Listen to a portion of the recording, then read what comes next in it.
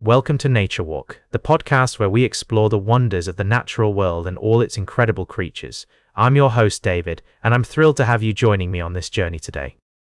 As we step into the world of nature, I want to take you to a place that's both fascinating and fragile, the Democratic Republic of Congo, home to one of our closest living relatives in the animal kingdom, the bonobo. These intelligent, social, and charismatic creatures are found only in the Congo Basin, and their numbers are dwindling at an alarming rate. Let's dive into the story of these incredible animals and the people working tirelessly to protect them. Bonobos are known for their peaceful nature, high intelligence, and complex social behaviors. They live in communities led by females, and their societies are built on empathy, cooperation, and mutual support. But despite their remarkable abilities and gentle disposition, bonobos are facing numerous threats, including habitat loss, poaching, and fragmentation of their populations. The Congo Basin is one of the most biodiverse places on Earth, with lush forests, winding rivers, and an incredible array of wildlife. However, it's also a region plagued by poverty, conflict, and infrastructure challenges. The roads are often impassable, and electricity is scarce, making it difficult for conservation efforts to reach remote areas where bonobos live. One of the most significant threats to bonobo populations is habitat loss due to deforestation. As forests are cleared for agriculture, logging, and mining, bonobos are left without their homes and the resources they need to survive. It's estimated that there are fewer than 20,000 bonobos remaining in the wild, possibly even as few as 15,000. But there is hope. Conservation organizations, researchers, and local communities are working together to protect bonobo habitats and develop innovative solutions to address the challenges facing these amazing animals. One such initiative is the Bonobo Credits Program, which aims to give local people a direct stake in protecting wildlife by providing funding for infrastructure and community development projects. By supporting conservation efforts and promoting sustainable livelihoods, we can help bring people and nature closer together. As primatologist Jeff Dupain says, we want to create a harmonious balance involving civil society as a whole, unlike the older conservation model, which sought to wall off areas of biodiversity when they came under threat.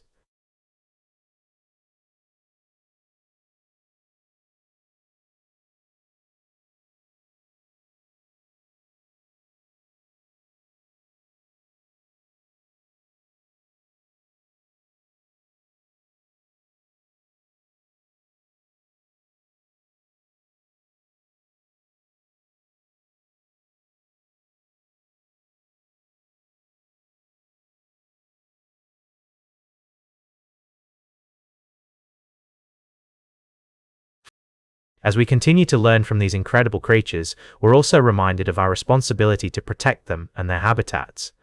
We'll be right back with more fascinating stories from the natural world on Nature Walk. Welcome back to Nature Walk. I'm your host, David. As we continue our journey through the natural world, we find ourselves at a fascinating intersection of human history and environmental impact. Today, we're going to explore the remarkable story of the Erie Canal, a waterway that has been shaping the landscape of North America for over 2 centuries. Pause for a brief musical interlude. As we delve into this tale, let's set the scene. It's the early 19th century, and the United States is expanding rapidly. The Erie Canal, completed in 1825, was a groundbreaking engineering feat that connected the Great Lakes to the Atlantic Ocean, revolutionizing trade and commerce. But, as we'll discover, this monumental achievement had far-reaching consequences for the environment. Soft, ambient sound effects. The Erie Canal was more than just a transportation route, it was an invasive species expressway. The canal enabled organisms from faraway places to reach lakes and rivers that had been isolated since the end of the last ice age. This led to the introduction of voracious, non-native species like the Atlantic sea lamprey and alewife, which devastated the Great Lakes commercial fisheries. The harvest dropped by a staggering 98% by the early 1960s.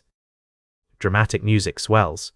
But that's not all. The Erie Canal also played a role in the spread of other invasive species, such as zebra mussels, which traveled from Eurasia via the ballast water of transoceanic ships.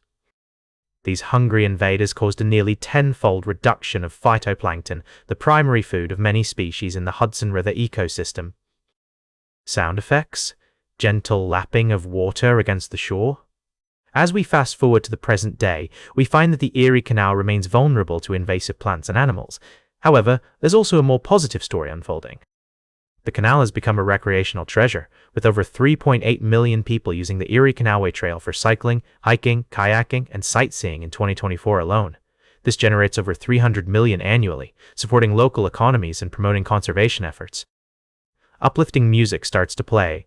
As we reflect on the Erie Canal's environmental history, we're reminded that technological systems can either work with nature or against it.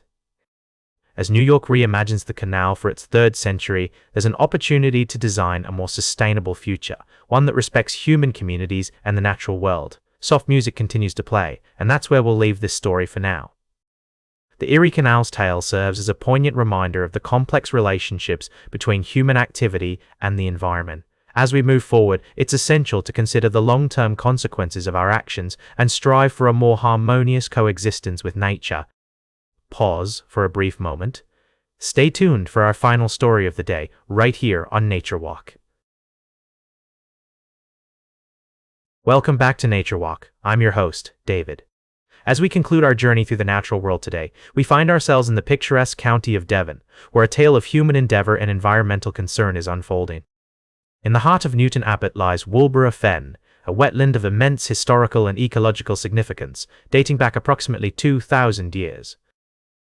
This site of special scientific interest, SSSI, is not just a relic of the past, but a thriving ecosystem, home to a diverse array of wildlife, including dragonflies, wildflowers, rare fungi, and amphibians such as frogs, toads, and newts. However, this ancient wetland now faces an unprecedented threat. Developers, driven by the demand for housing growth, have set their sights on the land adjacent to Wolborough Fen. The Vistry Group, with plans to build 1,200 homes, has been navigating the complex web of planning conditions designed to protect this sensitive habitat. Despite these protections, the specter of bulldozers looms large over the fen, as developers argue that the stringent conservation measures are blocking the path to meeting housing targets set by the government. The situation on the ground is tense, with local residents and environmental groups expressing deep concern over the potential destruction of this irreplaceable natural asset. Musician David Knopfler, a neighbor to the fen, has highlighted the urgency of the situation, noting that the bulldozers are now very near the protected area, threatening its integrity. The local councillor, Richard Dawes, emphasizes that nature conservation should never be seen as an obstacle to progress, but rather as a fundamental aspect of humanity's future. At the heart of this conflict is the balance between development and conservation. On one hand, there is a pressing need for housing to accommodate a growing population. On the other, there is an equally compelling argument for preserving our natural heritage, not just for its intrinsic value, but for the numerous benefits it provides to both local ecosystems and global environmental health. The Devon Wildlife Trust has been vocal in its opposition to any development that could jeopardize Wolborough Fen, underlining the significant risk posed by the planned works. The Trust's stance is clear: the planning conditions put in place to safeguard the SSSI must be strictly adhered to. Any compromise could have irreversible consequences for this unique and ancient wetland. As we reflect on the story of Wolborough Fen, it serves as a poignant reminder of the challenges we face in protecting our natural world. It is a testament to the enduring conflict between human ambition and environmental stewardship. In an era where the pressure to develop and expand is ever present, it is crucial that we prioritize the conservation of sites like Wolborough Fen, not just for their historical significance or their role in supporting biodiversity, but for the health of our planet. That's all for today's Nature Walk. Remember to like, share, and subscribe, and until next time, keep exploring your natural world.